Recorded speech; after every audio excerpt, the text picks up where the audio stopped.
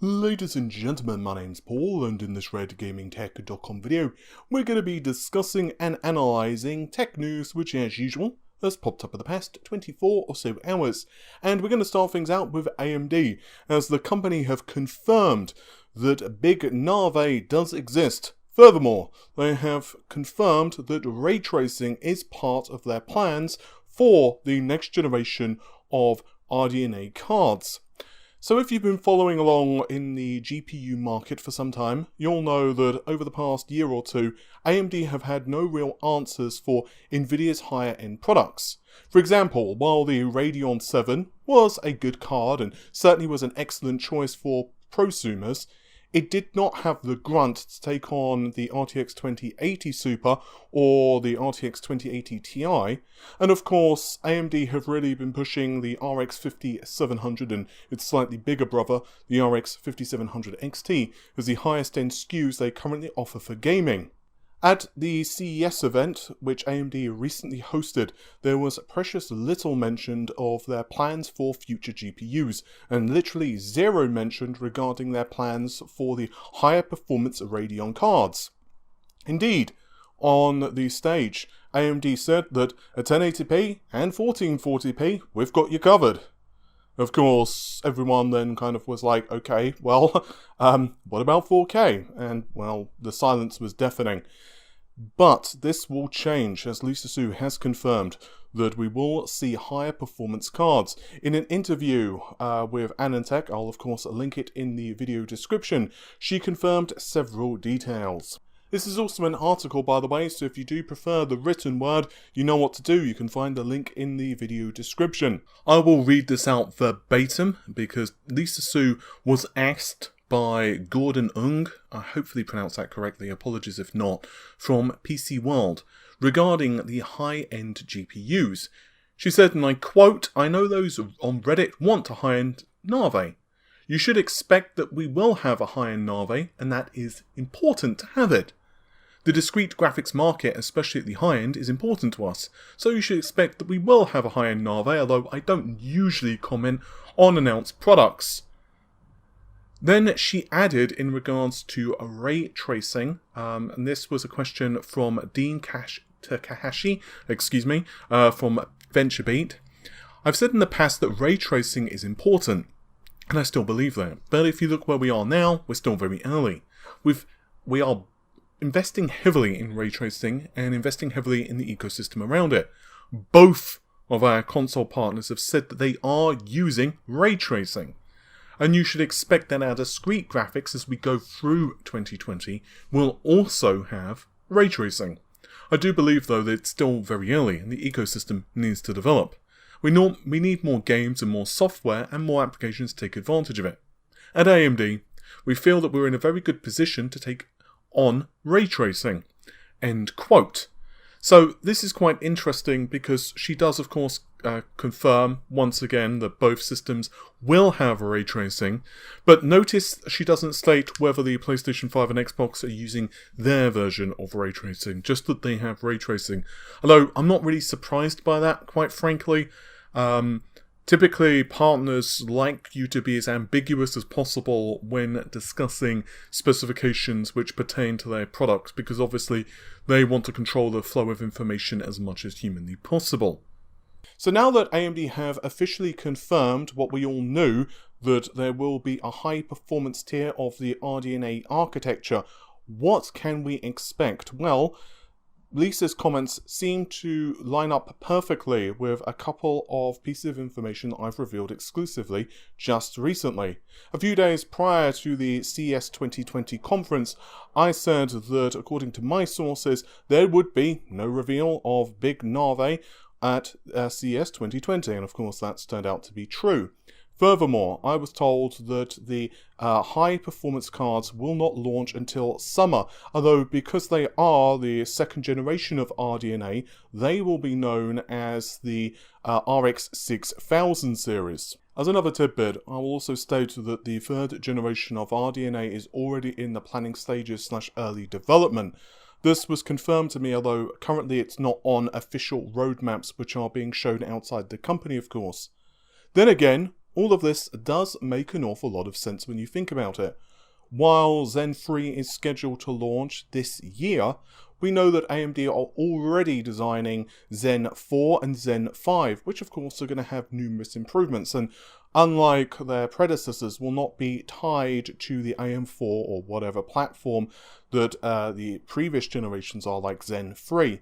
This will allow AMD to have much more I/O. For example, they can shift towards DDR5. To our best knowledge, Navi 21 and 23 are the big RDNA cards, which Lisa Su would be discussing here. Navi 23 is the one that I was told AMD are internally referring to as the Nvidia killer. This is something that was an exclusive, and you can check back on our history. I'll try to remember to link it in the video description. We've also seen these cards referenced in drivers, and if you've been watching or following our coverage of next generation consoles, you will know that the Xbox Series X appears to have a GPU which is based on 21 Lite. Speaking of 21 Lite for the Xbox, it seems to have 56 active compute units, and I'm sure you'll agree that that's a hefty number for a console.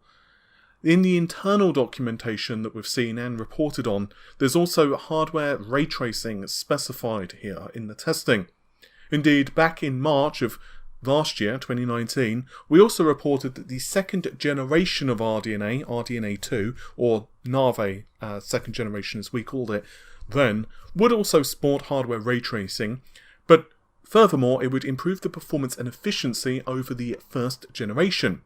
What's really interesting though is that Rogame on Twitter recently discovered evidence that Navi 12 fixes some of the issues in 10, along with potentially supporting both GDDR6 and HBM2, although it still has an identical number of compute units as 10, that would be 40 CU. This tallies up rather well with what one of my sources told me. This is, by the way, the same source who told me about the existence of Navi 21 and 23. They had told me that Navi 10 had gone through issues during the bring-up process, and there were reportedly a few retapes. Long story short, one reason that a smaller die had been chosen first were AMD managing risks. I actually covered this much more extensively in a analysis of AMD's plans for the GPU. This was, I believe, kind of like maybe October, November I launched that, so it's a little bit out of date, but still, I did cover that more extensively then. Ycry over at videocards.com, who also has very accurate information typically, claims that according to his sources, RDNA2 will be more power efficient than the first generation. Once again, this does tally up to what I've reported multiple times from my own sources, that RDNA2 has a better power efficiency and, furthermore, better IPC. This makes some level of sense as well, given that both next-generation consoles are using RDNA, custom variants. A console, I'm going to break it to you now, so you may want to sit down if you're not, it doesn't have an unlimited power budget.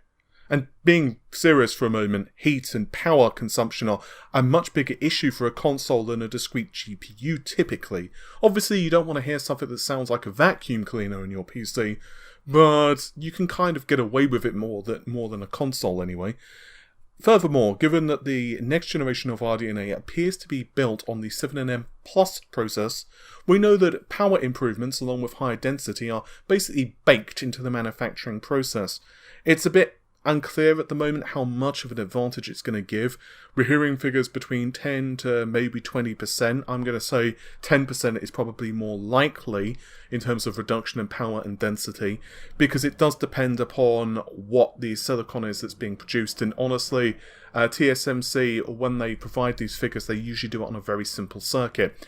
Anyway, I'm getting a bit off topic there. From what I understand anyway, the second generation will have some architectural improvements to boot, and won't just be like the first generation, albeit with hybrid ray tracing slapped on board but produced on the 7nm Plus process. Ycry also says that he doesn't know the number of compute units, and honestly I've heard a lot of different things. One of my sources claimed 80 compute units is present, although they were not that certain, and they were also not a source which has been super accurate previously. They have given me some info that panned out, but let's put it this way, but they were not the source who gave me the July 7th rumour for Ryzen 3000. They were not the source who told me that we would see a refresh of Turing. They were not the source who told me that Radeon 7 existed, and so on. I don't want to give more away than that. Anyway, there are some reports on a Taiwanese message board stating that we will see the GPU produced on a 505mm sized die, and it's, quote, twice as fast as Navi 10, that is. But I just can't confirm whether this is true or a bunch of baloney. And I spoke to YCry about this in DM on Twitter, and he basically said the same thing. He doesn't know whether it's true or not. Interestingly, though, there has been a lot of discussion based upon this that 21, RDNA, Navi 21, sorry, is the highest end SKU. But this is where things, to me anyway, get weird. Because when my source originally told me about 21 and 23, he pretty much sidelined discussion of 21 and really wanted to focus on 23. It was the part that he told me was the Nvidia killer.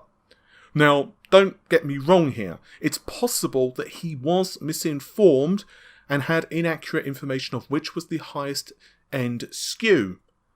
It's also possible that maybe there was a miscommunication between he and I, but I really don't think so given what we discussed. And I would like to remind you that the Xbox seems to be using a custom variant of 21, sporting 56 compute units, once again assuming the internal documentation is accurate. Assuming therefore that full 21 has, let's say, 60 or 64 compute units, even with the performance improvements for those compute units, given RDNA2, will they really be able to tackle Nvidia's Ampere, which will launch later this year? Let's, for the sake of this, assume that Navi 21 has 56 and 64 compute units. So, pretty much like, Vega 56 and 64 actually. So we can call those cards RX 6800 and 6800 XT. The highest end Navi was 23, therefore, and we can say that that would have 72 and 80 compute units. But then that would leave us with another conundrum, doesn't it?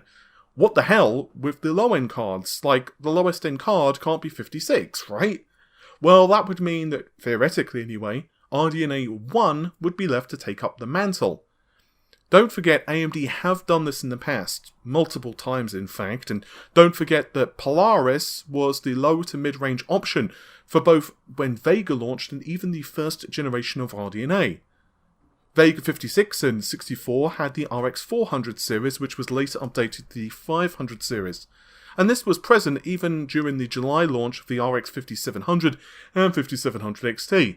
If you think about it, despite the fact that the 5500 is making its way to store shelves and the 5600 has just been announced, Polaris is still available. Indeed, I consistently get emails from various AIBs and AMD themselves from their PR departments reminding me that they're doing some really good deals at the moment, and I'm actually speaking outside of PR for a moment, but seriously, some of the deals on the 580, I believe the 580 and the 570, but I'm pretty sure the 580 have just some insane deals, especially over Christmas. They were going for so cheap. And I was speaking to a couple of people on Twitter and Facebook and some emails actually, and they were asking me what I thought they should buy.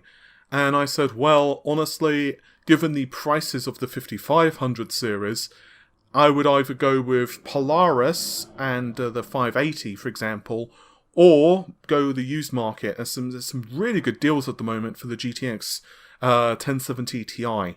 Anyway, I'm getting way outside the beaten path here, so I apologise for that. So then, regarding the RTX 30 series, we've seen of course those reports that it's going to have half the power consumption, around 120 watt TDP, and up to twice the performance. And those claims, quite frankly, are extremely ambiguous. A few people I've spoken to claim that there are definitely power improvements for the next generation of Nvidia cards, and they do know that ray tracing will have a nice bump in performance compared to the previous generation. But their information other than that is spotty, to say the least. And honestly, I can't tell you whether this is true or not, given how small the footprint of ray tracing tech is inside of Turing. It took up around 8-ish% of the die, if memory serves, for Turing, and given the shift to the 7nm process from Nvidia, it's not unfeasible. NVIDIA could simply double the number of RT cores per SM, so that would be 2 RT cores per SM. This could potentially be accompanied by an improved design, so not only would there be more RT cores, but each one would do more work, generate more rays. I also would not be surprised if NVIDIA decided to crank up the number of tensor cores as well, as they are using them for many things inside of Turing. Certainly, higher core clocks are not unreasonable, especially given the shift to 7nm. I wouldn't be surprised if we saw 2500 MHz, for example. That's potentially possible, depending on the rest of the design. And I'm unsure, though, whether these CUDA cores would be radically changed compared to Pascal to Turing. So, for those who don't know, Turing actually received a lot of enhancements over Pascal. It was not a small side grade. Many people seem to be under the mistaken impression that Turing was Pascal, albeit with slightly higher clock frequencies and ray tracing slapped on, and that's really not true. There are a lot of enhancements to the Turing architecture, and I've gone over those ad nauseum, and I've also had an interview with NVIDIA, so you can check that out if you'd like. So whether this is going to be the case again, and we see a big jump, or whether the RTX 30 series will be more of a refresh in terms of the CUDA cores, albeit more with a 7nm process, better memory, and of course drastically improved ray tracing performance, quite frankly, I just don't know. And now I'd like to finish off with the PlayStation 5, as there are an awful lot of conflicting stories floating around the internets recently. In a video I put out yesterday, I went into a fairly detailed analysis of a supposed latest specification of the PlayStation 5, a latest internal proposed specification of the PlayStation 5. Basically, the system is said to have 40 compute units at 2 GHz and has some elements of the second generation of RDNA, and the clock frequency of the CPU is running at 3.5 GHz. There is an awful lot of confusion for the PlayStation 5 at the moment in terms of the GPU layout. AMD have confirmed that the PlayStation 5's GPU is custom, and given Sony and AMD have worked together in the past to create a GPU which was a hybrid of 2 different generations, for example the PS4 Pro had elements of both Polaris as well as Vega, and even the original PlayStation had a bumped up number of asynchronous compute units, which later debuted in future AMD GPUs. So it's not outside the realms of potential possibilities that Sony have decided to go with kind of a hybrid approach. However, this is where things get a bit weird, because Clee Game Fan on Reset Era is reporting that according to his insider information, those figures are inaccurate, and the PlayStation 5 does not have 9.2 TFLOPS of performance. He also stated that, according to what he knows, the PlayStation 5 is actually outperforming the Xbox. The problem is, he's giving no information at all when pressed regarding what the specifications of the machine is. Now, I don't post on Reset Era forums, to be honest with you.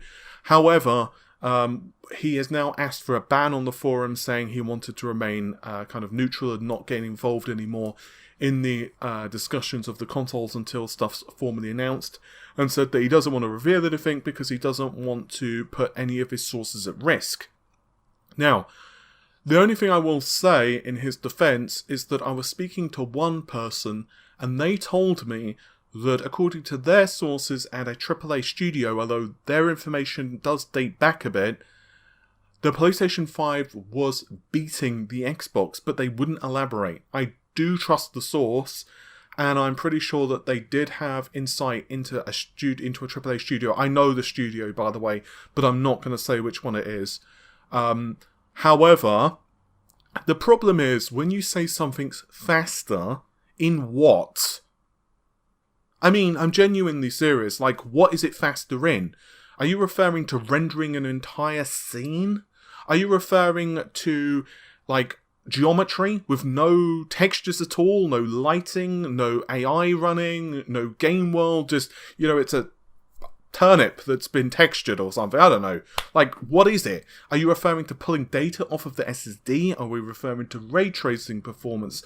Are we referring to memory bandwidth per CU? Is it a specific benchmark? Is it better in one game engine? Like, I'm not trying to be awkward here, but when someone says faster, it doesn't really give us insight unless we have a understanding of what it's faster in. With that said, based upon the information that I've seen, I can actually understand if someone was to say the PlayStation 5 is faster in, let's say, fill rate, or it's faster in this, because the higher clock frequency, wider, is good. The Xbox approach is basically really good for computer-orientated stuff, and it will certainly lend itself to certain games. But in certain applications, the PlayStation will come out ahead, probably. But there's also a lot of questions because it's like, well, what's the overhead for the OS? How much RAM do they have? Like, if the Xbox has 24 gigabytes of RAM, just for example, and the PlayStation has 16 gigabytes, does either of those have DDR4 memory, which the OS is using? Or is it all taking a piece out of the GDDR6 memory? If so, what's left for the games to run on, and so on and so on? We're left with so many questions at the moment. The last thing I'll state is regards Navi 10 Lite, as we still don't 100% know what makes it different from Navi 10. It looks like Lite runs at a higher clock frequency and requires less power, which tallies up to what a couple of people have told me, but what's the feature set difference? And also, what's the maximum number of compute units on board of Navi 10 Lite? Some people are immediately going to respond to the comments, it's 40, but we don't know that. That's the number we've seen are active. But we don't know how many are inactive, or whether there's a larger die that's been produced, and we don't know all of the features and how they differ compared to Navi 10 or indeed Navi 20. So what are my thoughts on the PlayStation 5? Well, honestly, it's very difficult to know right now. The problem is, people are looking at the documentation which does date back till mid last year. And some people are stating that the documentation is rumoured to have been deliberately leaked online by Sony and AMD as a means to throw off people who are investigating leaks. Because let's say something accurate did get revealed by someone else. Let's just make it up for a moment and say that it's a 4 gigahertz Zen 2 processor, and it's got 48 compute units, and the TFLOPS are like 12 TFLOPS for the PlayStation 5, and it's got, hardware ray tracing, and, it makes you eggs in the morning. Everyone would just dismiss it because they would say, well, that doesn't actually line up to what we've seen from the internal documents. My issue with that, though, is you can then say, well, okay, those internal documents I could see being leaked potentially as a way to throw it off, but then there's lots of stuff as well for internal GPUs from AMD, which looks to be pretty accurate, including GPUs which come further down the line, like there was some Renault stuff in there. And furthermore, Microsoft would have had to have agreed to it as well. And even if you take the internal documents out of the equation, then you need to take into consideration, what about all the leaks from Kamachi? What about all the leaks from Tim Apisak? All of those results online, plus as well so many other seemingly accurate pieces of information for each console. I think at the moment, the best thing we can do, if you are interested in following along with the next generation consoles, is to take things carefully and methodically and then just say, well, this matches up to this matches up to that. And if it turns out to be wrong, because let's face it, most of the speculation, just like any tech, is supposed to be fun. And then it's interesting to see, well, okay, we got this right, and that matches up, and this was wrong, and this was really off, and just to see how it all works out in the end. Anyway, hopefully you have enjoyed the video. If you did, then the normal stuff, like it, of course, and get subscribed to the channel for many more of my ramblings. You can also find us on social media, which you can imagine would be linked in the description of this very video. Also, we have some Amazon affiliate links, so if you're going to be buying some, I don't know, a lawnmower, why the hell would you buy a lawnmower in January? I don't know. But yeah, let's say you want to buy a lawnmower in preparation for the summer, then you can do so via the Amazon affiliate links, as it gives us a small kickback, and that helps us out a ton. You can also, of course, find us on Patreon. With that said, I wish you an amazing day. Thanks very much for supporting the channel and watching the video. And one last reminder, you can find a link to this article, or link to an article, in the video description. With that said, take care of yourselves. Bye for now.